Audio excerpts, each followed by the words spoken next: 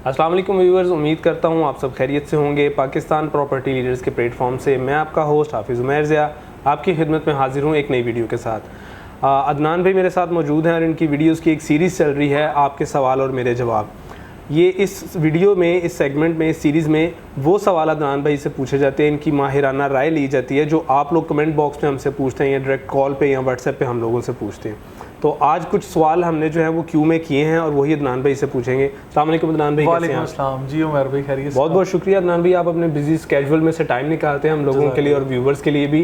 जी। अच्छा अदनान भाई, सवाल जवाब का सिलसिला शुरू करते हैं। जी जी। सबसे पहले एक क्यूरी जो मेरे साथ क्लाइंट ने की वो मैं आपसे भी सुनना चाहता हूँ और अपने व्यूवर्स को डिस्क्राइब भी करना चाहता हूँ। जी जी। आप बहरिया टाउन में वर्टिकल प्रॉपर्टी और हॉरिजॉन्टल प्रॉपर्टी को जो डिस्कस कीजिए, थोड़ा सा डिफाइन कीजिए। अच्छा देखें, वर्टिकल और हॉरिजॉन्टल बड़ा सिंपल है। बेसिकली हॉरिजॉन्टल जो मैं समझता हूँ ज़मीनी प्रॉपर्टी हो गई, सही, और जिसमें आप ग्राउंड प्लस 1 स्टोरी यानी प्लॉट लेके घर बनाते हैं, सिंपल। और वर्टिकल जो हाई राइज बिल्डिंग को हम कहते हैं, ये एक टर्मिनोलॉजी कह लें कि हम दोस्तों ने आपस में डिस्कस की थी, और जो कि प्रैक्टिकली है भी, कुछ सीनियर दोस्तों के दरमियान ये बात हो रही थी, तो उसको हमने अपनी जो डिस्कशन में यूटिलाइज़ किया।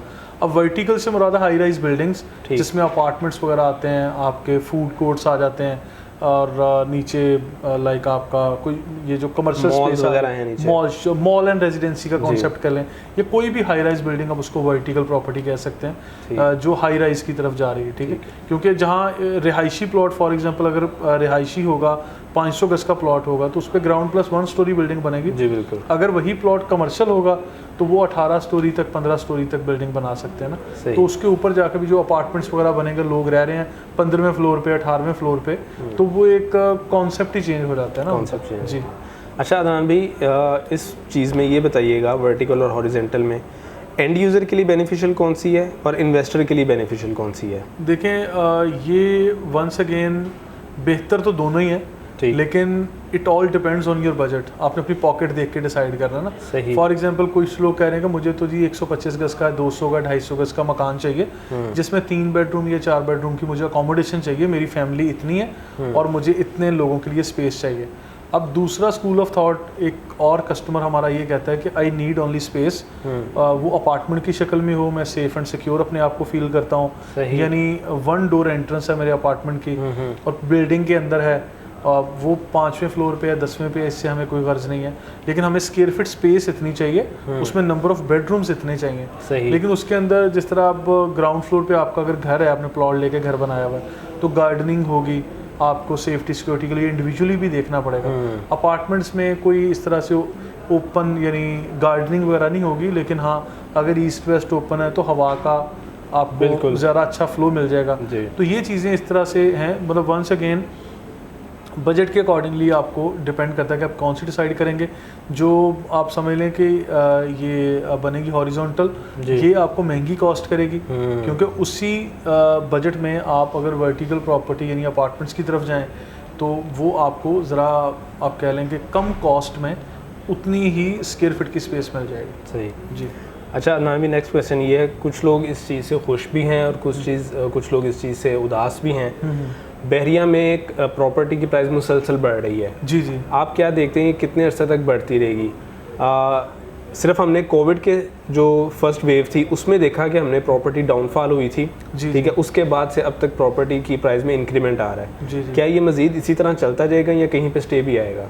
अच्छा, इसको उमैर भाई मैं ना डिवाइड करता हूँ। बहरिया टाउन की जितनी भी लाइफ है ना यहाँ कराची में, तो बहरिया टाउन कराची का जब से सफ़र शुरू हुआ है, डे 1 से लेके अभी तक, मैं इसको 3 हिस्सों में तकसीम करता हूँ अभी बहरिया टाउन की ओवरऑल रियल एस्टेट मार्केट को। Right sir. सबसे पहला हिस्सा है यानी 2013-14 से जब से बहरिया टाउन की बुकिंग स्टार्ट हुई थी उससे लेके 2021 तक, ठीक है, और दूसरा 2021 से लेके यानी 2025-26 तक, ठीक, और फिर उसके बाद ऑनवर्ड हम जो भी टाइम आएगा उसको इंशाल्लाह देखते हैं।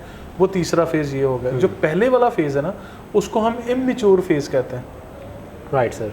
जो सेकंड फेज़ है उसको हम मेच्योर फेज कहते हैं, यानी जो इमेच्योर फेज था वो गुजर गया। Right sir. अब उसके अंदर वो जो आप कह रहे हैं ना प्राइस का ग्राफ ऊपर नीचे और सुबह का और है शाम का और है, कोई खबर आ गई मार्केट क्रैश कर रही है, कोई जनाब इलीगल की बातें कर रहा है, कोई कह रहा है बाउंड्री वॉल बन रही है, कोई कह रहा है सुप्रीम कोर्ट ने ये कह दिया, फलां एंकर ने ये कह दिया, फलां इदारा ये कह रहा है, फलां ये कह रहा है, बैरियर टाउन ये कह रही है, डीलर्स ये, खबरों पे डिपेंड कर रही थी मार्केट। मतलब एक न्यूज़ आती थी मार्केट में प्राइस का ग्राफ नीचे, खबर आती थी प्राइस का ग्राफ ऊपर। ठीक है, तो वो चीज़ों से मैं समझता हूँ फिल्टर होके बैरियर टाउन अपना ट्रैवल करके 2021 तक के सफ़र तक पहुँच गया, जिससे हम मेच्योर फेज़ कह रहे हैं। Right sir. और तीसरा फेज़ जो है, जो अभी से लेके 2025-26 के बाद का, उसको पोस्ट मेच्योर कह सकते हैं हम। ठीक है, अभी का जो मेच्योर फेज़ चल रहा है ना, अब यहाँ पे मार्केट आपकी अनस्टेबिलिटी का शिकार नहीं होगी। एग्जैक्टली ये स्टेबल रहेगी। ठीक। उसकी रीजंस हैं, जितने केस होने थे हो चुके, जितना लीगल इलीगल की कहानियां थी वो गुजर चुकी, जितने बैरियर टाउन पे अटैक होने थे, जलाओ गिराओ, और वो पता है ना आपको मेन गेट जलाया गया, बिल्कुल बिल्कुल, ठीक है, वो साल 2021 में हुआ जी। तो ये सारी होनी थी, हो गई। लेकिन मतलब अब मुझे लगता है कि वो एमडीए के केसेस थे, सर्वे डिपार्टमेंट्स कुछ कह रहा था, एमडीए कुछ कह रहा था, सुप्रीम कोर्ट कुछ कह रहा था, मतलब मल्टीपल स्टोरीज आ रही थी ना जी। अब रियलिस्टिक चीज़ें, क्लियर पिक्चर, क्लियर यानी आप कह लें विजन के साथ बैरियर टाउन सामने आया। बैरियर टाउन का लाइफस्टाइल लोगों को समझ नहीं आ रहा था, कहते थे बहुत दूर है, बहुत दूर है, बहुत दूर होगा, लेकिन इससे भी बहुत दूर आगे डीएचए सिटी है जी, बिल्कुल, इससे भी बहुत दूर आगे कमांडर सिटी। एग्जैक्टली, ठीक है। अब इस तरफ लाइफ मूव कर रही है, तो फिर इनको सुपर हाईवे की अहमियत की समझ आ रही है कि कैंट से, यानी सॉरी ये जो एयरपोर्ट से कितना डिस्टेंस है, ये चीज़ें अब समझ आ रही हैं कस्टमर्स को। खैर, इससे आगे चलते हैं जी। जो अब के बाद का फेज़ है, उसको मैं पोस्ट मेच्योर कह रहा हूँ कि फिर आने वाले टाइम में क्या होगा, बड़े बड़े जंप नहीं लगेंगे कीमतों में, ठीक है। फिर होगा कि ग्रेजुअली प्राइस इंक्रीज किया करेगी।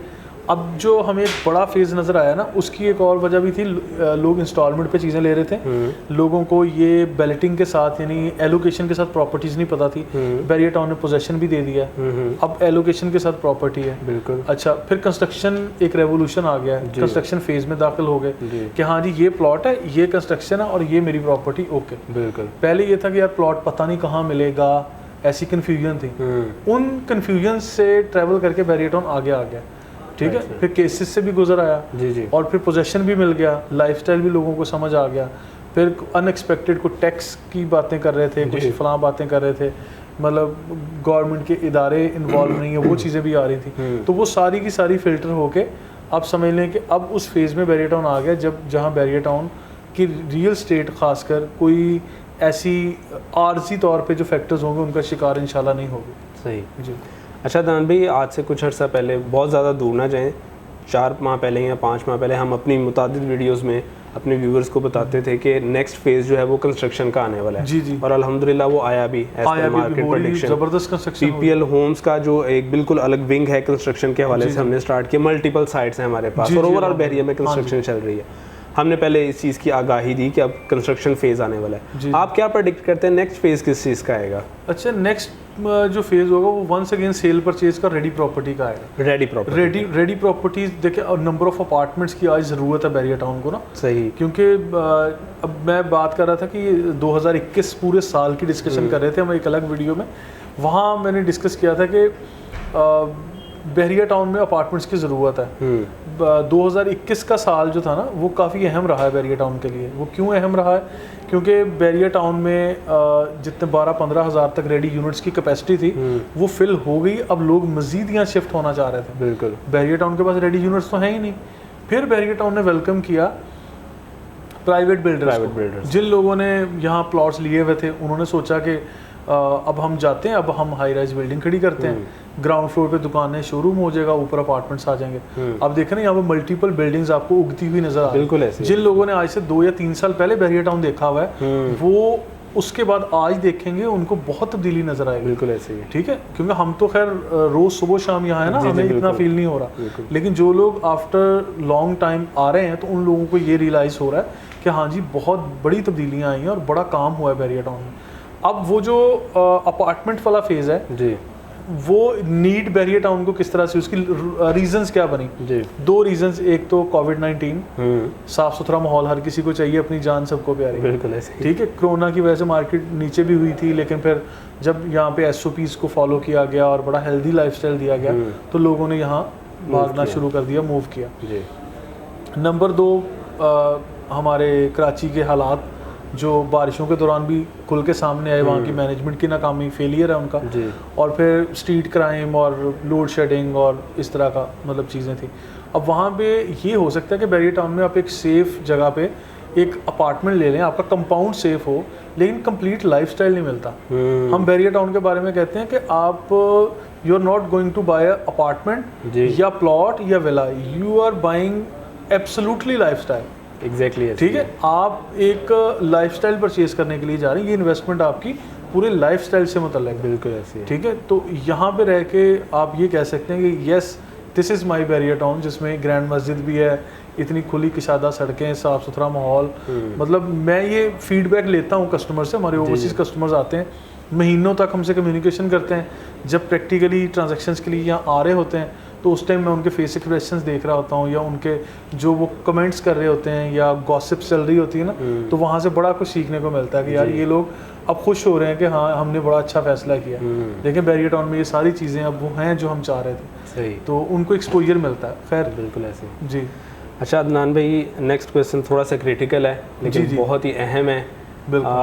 लोग शिकार भी हैं इस चीज़ का और पूछते भी हैं, अफेक्टिस, बैरियर टाउन के इफेक्ट बैरियर टाउन के इफेक्टिस, आप क्या प्रेडिक्शन देते हैं या क्या सलूशन देते हैं उनको कि इतना अरसा हो गया है, फंसे हुए हैं, किस तरह से निकलें, क्या करें, वो थोड़ा सा ब्रीफ कर दीजिए। अच्छा देखिए, बैरियर टाउन के फैक्ट्रीज जहाँ ना, वहाँ स्पोर्ट सिटी के प्लॉट्स वाले, बैरियर पैराडाइज के प्लॉट्स वाले, या ओल्ड BTK में जिन लोगों के प्लॉट्स थे वो, और फिर आखिर में जो सबसे अहम है 23A के विलास जी। प्रीसिंक्ट 23A के विलास के जो मुतासरीन हैं, मतलब वो लोग बेशक तादाद में कम होंगे, लेकिन वो इतने अहम है, मैं समझता हूँ कि वो लोग स्टिल राब्ते में रहते हैं और वो समझते हैं कि यार मतलब वो भी कहते हैं और मैं ख़ुद भी अब समझता हूँ अब कि अगर मैं किसी जगह पे ये आवाज़ नहीं उठाता या इनका जिक्र नहीं करता तो मैं गलत करूँ। ठीक है, तो हमारे फोरम से मैंने बैरियर टाउन को भी रिक्वेस्ट की, मलिक साहब को भी रिक्वेस्ट की है, आज भी जो इस वीडियो के ज़रिए हमारा मैसेज जा रहा है वो इंशाल्लाह हमारा पॉजिटिव मैसेज है। जी। हम लोग यही रिक्वेस्ट कर रहे हैं कि भाई वो लोग जिन्होंने 4 साल के अरसे में एक दिन भी आपको किस्त लेट नहीं की, आप इन चीज़ों को समझें कि ये मतलब वो इमोशनल हो जाता हूँ मैं ये बात करते हुए, जब वो लोग आके बैठते हैं हमारे पास। ऐसे एक स्कूल टीचर मेरे पास आई थी, आई नो हर, उनके हस्बैंड आए, वो सरकारी मुलाजिम है, वह गालिबन यहाँ हैदराबाद के करीब किसी एरिया में रहते हैं।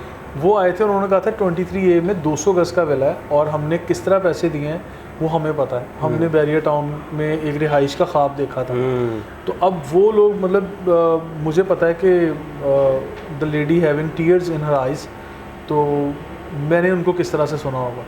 तो मैंने ये रिक्वेस्ट की, मैंने बैरियर टाउन को भी की, हर फोरम पे जहाँ भी हमें कहीं मौका मिलता है। अब बात समझ लें करते रहते हैं हम लोग, हम भी बाज नहीं आते, हम कहते हैं, और हम कर क्या सकते हैं बातें, और वो हम करते हैं, हम लोगों को रियलाइज़ करवा सकते हैं, हम बैरियर टाउन को रियलाइज़ करवा सकते हैं, हमने वो किया। अच्छा, उसके मैं समझता हूँ कि हमारी इन सारी चीज़ों के जवाब में बैरियर टाउन ने सॉल्यूशंस क्या देखे, बैरियर टाउन ने सॉल्यूशन किया क्या।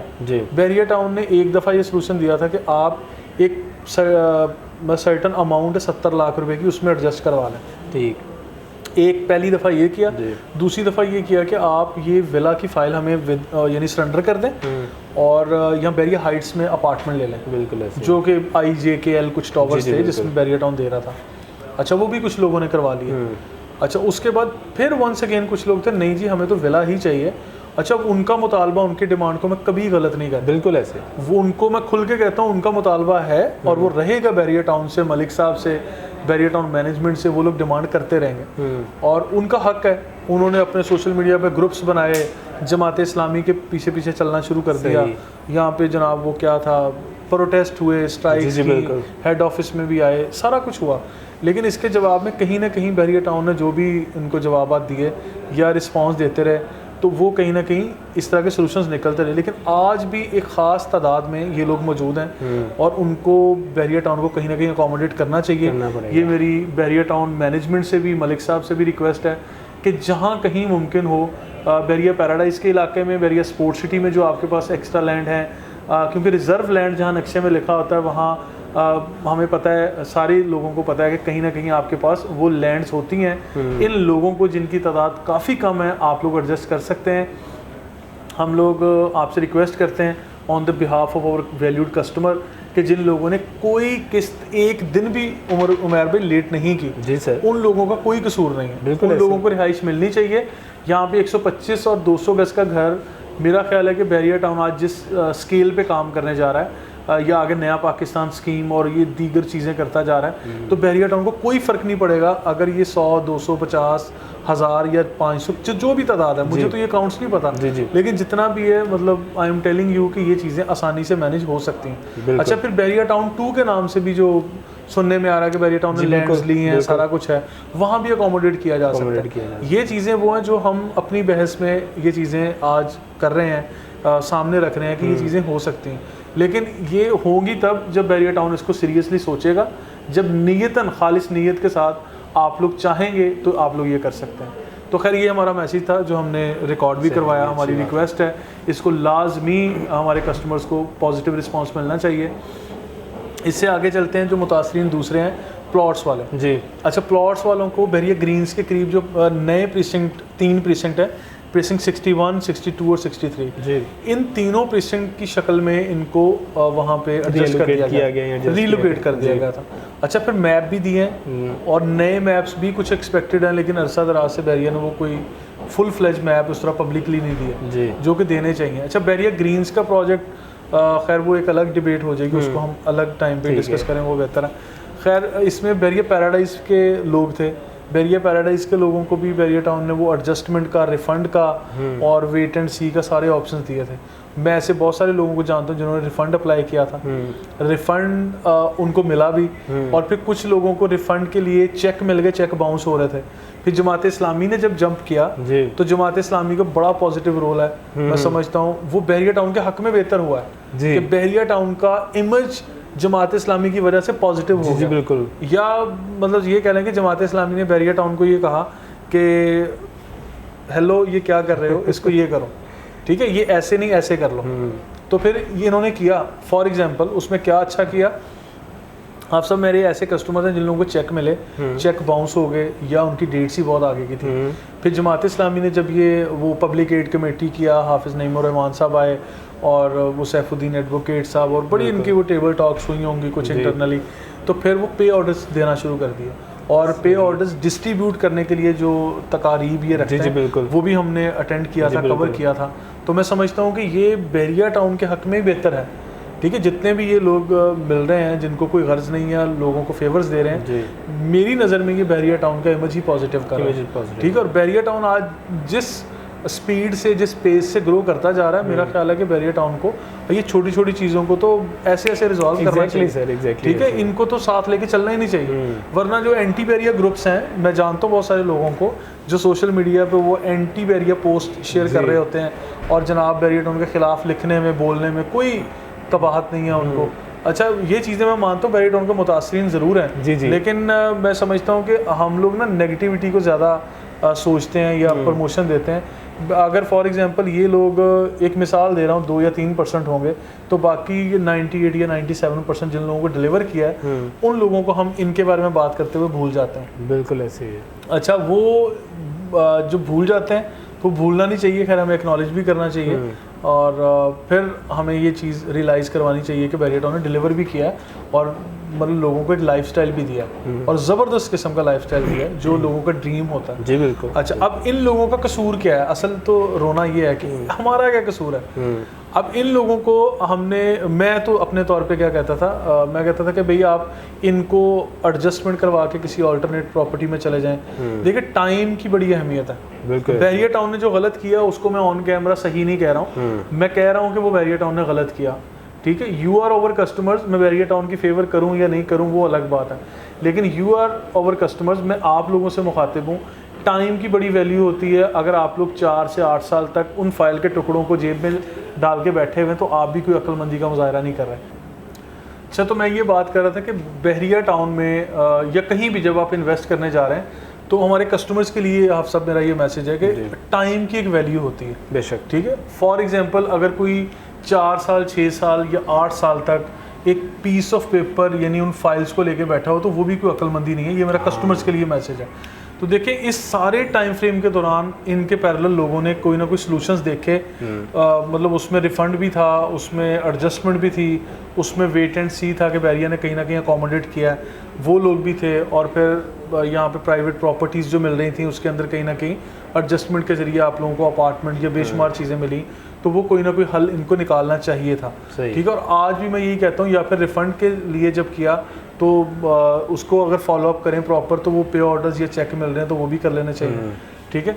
और इससे आगे बढ़ के चलते हैं कि अभी जो मेरी इंफॉर्मेशन के मुताबिक बहरिया टाउन तकरीबन 70 से 80% लोगों को एडजस्ट कर चुका है। यानी उनको वहाँ पे आपको पता है प्रीसिंक्ट 40, प्रीसिंक्ट 41, प्रीसिंक्ट 42 और 42A का एरिया भी डेवलप करने जा रहे हैं। सही। ठीक है। ये बहरिया टाउन ने एक टाइम पे बाउंड्री वॉल्स और इन चीज़ों का कहा था कि ये डेवलप है या नॉन डेवलप है, ये बाउंड्री वॉल से बाहर है, ये अंदर है, ये लोग वर्बली बता देते थे, लेकिन अब वो डेवलपमेंट करते जा रहे हैं। तो ये एक पॉजिटिव चीज़ है।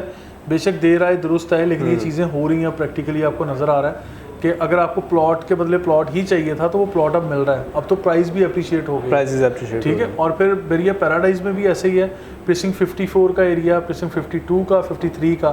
तो इन एरियाज़ को जिनको बहरिया टाउन ने बाउंड्री वॉल से बाहर किया है वो क्लियर मैसेज दे दिया है। और उनके बदले जो प्रीसिंक्ट 54, 51 या 52 है वहाँ पे कुछ नए प्लॉट्स भी एडजस्ट किए हैं जो 250 यार्ड्स के थे।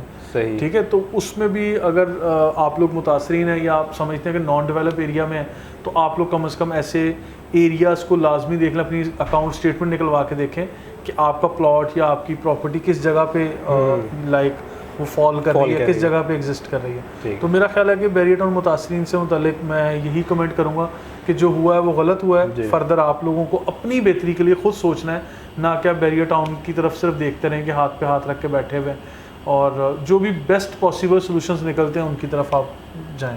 मेरा ये मैसेज है। बहुत ही डिटेल्ड और बहुत ही ब्रीफ और बहुत ही पॉजिटिव मैसेज था फैक्ट्रीज़ के हवाले से, बहरिया टाउन फैक्ट्रीज़ के हवाले से। बहुत शुक्रिया अदनान भाई। अच्छा, एक चीज़ मुझे ये बताइए, रफ़ी क्रिकेट स्टेडियम का इनॉग्रेशन 2023 में एक्सपेक्टेड है। जी जी। आपकी क्या प्रेडिक्शन है? सराउंडिंग पे क्या इफेक्ट पड़ेगा? बहरिया टाउन पे ओवरऑल क्या इफेक्ट पड़ेगा? देखें, ये तो ऑलरेडी मैं एक्सप्लेन कर चुका हूँ काफ़ी सारी वीडियोस में। आज आप सब आपने पूछा तो मैं ज़रूर इस पर कमेंट करूँगा कि रफ़ी क्रिकेट स्टेडियम का ओपन होना, इस स्पोर्ट्स कॉम्प्लेक्स और इन जगहों का एक्टिव होना बहरिया टाउन की इम्पोर्टेंस को मज़ीद डेवलप कर देगा।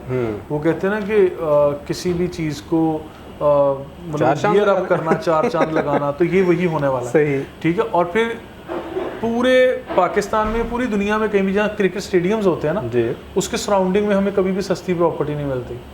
ठीक है। मैंने एक वीडियो में डिटेल में, बल्कि पूरे पाकिस्तान में जहाँ जहाँ स्टेडियम्स हैं उसके सराउंडिंग की प्रॉपर्टीज़ का जिक्र किया था। सही। सिर्फ ये इनको समझाने के लिए अपने कस्टमर्स को कि रफ़ी क्रिकेट स्टेडियम कोई आम चीज़ नहीं है। उसकी सराउंडिंग में जितनी भी प्रॉपर्टीज़ हैं, आज अगर वहाँ पे जब 50 लाख का प्लॉट प्रीसिंक्ट 33 में 500 गज का मिल रहा था, या प्रीसिंक्ट 34 में आपको 30 लाख का प्लॉट मिल रहा था 250 गज का, तो मैंने उस टाइम ये स्टेटमेंट दी थी यहाँ 1 करोड़ 30 का भी मिलेगा और यहाँ आपको 2 करोड़ 30 तक भी कीमतें जाएंगी। तो आज प्रीसिंक्ट 34 का रेट आप बताएं कि एक अच्छा ज़बरदस्त प्लॉट या एवरेज प्लॉट हमें प्रीसिंक्ट 34 में किस प्राइस पे मिलता है? बिल्कुल ऐसे ही, बिल्कुल ऐसे ही। ठीक है। तो ये चीज़ें अब कहाँ जा रही हैं, प्रीसिंक्ट 33 की रेट्स कहाँ जा रहे हैं? बिल्कुल। अब ये चीज़ें मतलब कंट्रोल से निकलती जाएंगी। फिर दूसरी बात आ जाती है स्टेडियम के सराउंडिंग में कमर्शियल एरियाज़ की, जहाँ पे वो हाई राइज बिल्डिंग यानी अपार्टमेंट आएंगे। वो अपार्टमेंट मोस्ट डिमांडिंग अपार्टमेंट्स होंगे बहरिया टाउन में। ठीक है। क्योंकि लोग उस एरिया को, उन सीनरीज को एंजॉय करेंगे। वहाँ लैंडस्केप बहुत अच्छा है, और जहाँ पे आईफल टावर है उसके इर्द गिर्द जो एक कमर्शियल हब है वो भी लॉन्च होगा बहुत जल्द। तो लेट्स सी कि वो कब तक इसको एक्टिवेट अच्छा, स्टेडियम की वजह से आपकी रेजिडेंशियल प्रॉपर्टी पे भी पॉजिटिव इम्पैक्ट आएगा और आपकी कमर्शियल प्रॉपर्टी, क्योंकि रेजिडेंशियल आज लोगों को लग रहा है कि बहुत सारे प्लॉट्स हैं जी, लेकिन ये मैं हमेशा कहता हूँ कराची की आबादी, ये सिंध पूरा पड़ा हुआ है, इस आबादी के आगे वो कहते हैं ना कि आटे में नमक के बराबर है। ठीक है, तो ये कुछ भी नहीं है, ये काउंट कुछ भी नहीं है, इतनी बड़ी आबादी है भाई।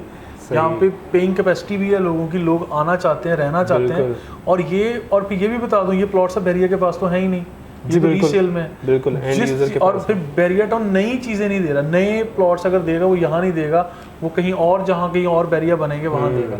तो यहाँ जब चीजें नायाब हो जाएंगी तो उनकी डिमांड एंड सप्लाई वाला फॉर्म बिल्कुल ऐसे ही सिंपल, तो वो फिर उनकी कीमतें भी बढ़ती जाएंगी जब डिमांड में आएंगी चीजें।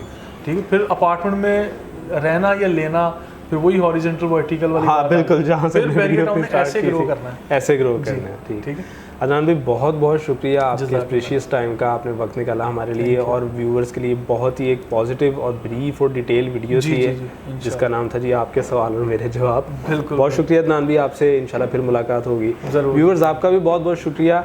आप बैरिया टाउन कराची में रियल एस्टेट के हवाले से आपकी कोई भी क्यूरी हो या कोई इन्फॉर्मेशन चाहिए हो तो बराए मेहरबानी स्क्रीन पे दिए गए नंबर्स पे आप रब्ता करके हमारे कंसल्टेंट से इन्फॉर्मेशन ले सकते हैं। अपना बहुत ज़्यादा ख्याल रखिएगा, आपसे मुलाकात होगी नेक्स्ट वीडियो में। देखते रहिए पाकिस्तान प्रॉपर्टी लीडर्स।